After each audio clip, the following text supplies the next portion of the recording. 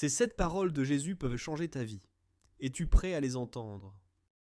Les 7 dernières paroles du Christ sur la croix. On pense tous les connaître. Mais si ce n'était pas seulement un récit de compassion, mais un code secret. C'est en tout cas la thèse d'un texte assez fascinant de 1953, écrit par Samael Awenyor, qui propose une clé de lecture, totalement inattendue. On commence avec cette première parole ultra connue, Père, pardonne-leur. Un geste de miséricorde absolue, on est d'accord. Mais et si c'était bien plus que ça? D'après la source qu'on explore aujourd'hui, cette phrase n'est pas qu'une simple prière, non. C'est la toute première de 7 clés, 7 marches d'un processus de transformation intérieure radicale. Et voilà la question qui est vraiment au cœur de tout ce texte. Mettons de côté l'histoire avec un grand H pendant un instant. L'auteur nous invite à voir ces paroles comme une sorte d'algorithme spirituel. Un code qui, une fois qu'on l'a déchiffré, débloquerait une véritable résurrection. Non pas celle d'il y a 2000 ans, mais une résurrection personnelle, ici et maintenant. Alors, première partie, le calvaire intérieur. L'idée de base, ici, c'est que le drame du calvaire, avec ces 7 paroles, ce n'est pas un événement qui a eu lieu une seule fois. C'est un processus, un drame symbolique que chaque initié doit, en quelque sorte, revivre en lui-même. Et ce chemin intérieur, il se passe en 3 grandes étapes. D'abord, l'éveil de ce que le texte appelle la Kundalini, cette énergie primordiale qu'on imagine lovée en bas de la colonne vertébrale. Ensuite vient une mort symbolique, la mort de nos défauts, de ce qui nous tire vers le bas. Et enfin, la résurrection. Mais le point crucial, c'est de comprendre que tout ça, ça ne se passe pas dans notre corps physique, mais entièrement sur un autre plan, le plan astral. Pour bien saisir l'idée, il faut qu'on parle du théâtre de l'opération, si on veut, le corps astral. Le texte n'en parle pas comme d'une métaphore, mais comme d'un véritable double énergétique. C'est une sorte de pont entre notre corps physique et les dimensions plus spirituelles. Et c'est dans ce véhicule que tout le drame de l'initiation va se jouer. On en arrive à la deuxième partie, le Christ astral. Le but de tout ce processus, c'est quoi au juste? C'est d'atteindre ce que l'auteur nomme la christification. Et attention, il ne s'agit pas juste de devenir une meilleure personne, mais d'une métamorphose complète de nos sens intérieurs. Regardons ça de plus près. C'est vraiment intéressant. Pour une personne ordinaire, les centres d'énergie du corps, les chakras, sont connectés à notre biologie, à notre psychologie. Mais après ce processus de transformation, le texte affirme qu'ils deviennent de véritables portails divins, comparés aux fameuses 7 églises de l'Apocalypse. Chaque parole du Christ viendrait en fait activer une de ces églises intérieures. Troisième partie, le secret de Benjamin. Bon, c'est bien beau tout ça, mais concrètement, comment on fait pour accomplir une telle transformation? C'est là que le texte nous renvoie vers une allégorie tirée de la Genèse, l'histoire de Benjamin qui détiendrait la clé pratique de toute cette résurrection.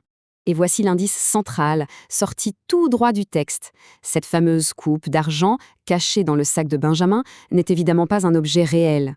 Elle symbolise un trésor qu'on aurait tous caché en nous, une sorte de réceptacle qui contiendrait le pouvoir même de la résurrection. Alors, c'est quoi cette coupe symbolique?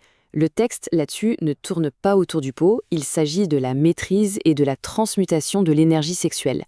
L'auteur appelle ce processus la magie sexuelle et il précise bien qu'il ne s'agit pas d'un acte de procréation physique, mais d'une technique pour créer un nouveau corps de conscience, un véhicule supérieur. Et là, tout d'un coup, le symbolisme devient limpide. Le sac de Benjamin, c'est notre corps astral ordinaire. Et à l'intérieur de ce sac, grâce à cette pratique, on fabrique la coupe, c'est-à-dire un astral supérieur. Ce double divin serait, d'après le texte, la véritable clé pour retourner vers notre origine divine, le Père. Quatrième partie, les fils de la résurrection. Alors que se passe-t-il pour celui ou celle qui arrive au bout de ce chemin? Le résultat de cette transformation donne ce que l'auteur appelle un fils de la résurrection. Pour vraiment saisir ce que ça veut dire, il faut voir la vision très directe du texte sur le reste de l'humanité. Le terme utilisé est assez frappant, les morts vivants. Ça désigne tous ceux qui, inconscients de ces réalités supérieures, restent simplement prisonniers du cycle de la souffrance et de la mort. Et en contraste total, un fils de la résurrection acquiert des capacités qui, pour nous, relèvent de la mythologie. On parle d'une conscience capable de voir et d'entendre sur tous les plans, de maîtriser les lois de la vie et de la mort, et même d'avoir un pouvoir sur les éléments naturels, comme le feu ou les tempêtes. Et ce n'est pas que de la pure théorie. Le texte s'appuie sur des figures bien connues de la tradition théosophique, comme le comte de Saint-Germain ou le maître Moria. Il les présente comme des exemples vivants de ces fils de la résurrection, des êtres qui auraient réussi à vaincre la mort et à atteindre l'immortalité physique. 5e et dernière partie, le message pour une ère nouvelle. Pour finir, il faut qu'on se demande, mais pourquoi l'auteur a-t-il voulu révéler ses secrets, qui ont longtemps été gardés cachés? Quelle était son intention? Eh bien, voici sa propre justification. Il ne se voit pas comme un simple auteur, il se voit comme un messager. Sa mission, d'après lui, c'est de transmettre une doctrine essentielle pour ce qu'il appelle la nouvelle ère du Verseau. Il présente donc son travail non pas comme une opinion personnelle, mais comme un enseignement intemporel remis au goût du jour pour notre époque. Finalement, cette lecture très particulière des 7 paroles nous ramène à une question fondamentale. Qu'on y adhère ou pas, ça nous montre une chose, les symboles anciens ne sont jamais morts. Ce sont des cartes vivantes que chaque époque réinterprète pour y trouver de nouveaux chemins de transformation. La vraie question, c'est peut-être quel code secret se cache encore dans les histoires qu'on croit connaître par cœur.